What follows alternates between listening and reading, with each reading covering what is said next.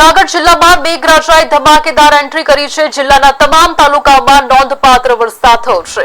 વંથલીમાં સૌથી વધુ 2.5 ઇંચ વરસાદ નોંધાયો છે। બાણાવદરમાં 1.97 ઇંચ, જ્યારે કેશોદની વાત કરવામાં આવે તો કેશોદમાં 1.19 કહી શકાય કે ઇંચ જેટલો વરસાદ ખાબક્યો છે। મહત્વના સમાચાર, બાણાવદરમાં 1.97 ઇંચ, જ્યારે કેશોદમાં 1.89 ઇંચ અને જૂનાગઢ શહેર તેમજ ગ્રામ્યમાં 1.77 ઇંચ વરસાદ થયો છે।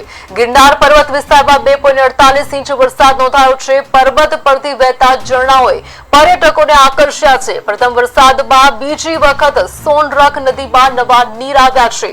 સોનરખ નદી દામોદર કુંડમાંથી પસાર થાય છે, ત્યારે દામોદર કુંડમાં નવા નીર આવ્યા છે।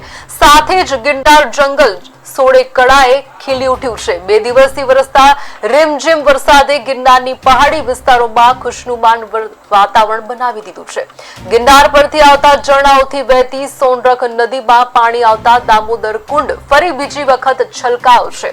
સાથે સાથે નદી નાળામાં હાલ પાણીનું તાણ ખૂબ જ હોય, લોકો માટે દુર્ઘટના ન સર્જાય તે માટે પોલીસ વિભાગ તેમજ વન વિભાગ દ્વારા લોકોને સાવચેત પણ કરવામાં આવી રહ્યા છે।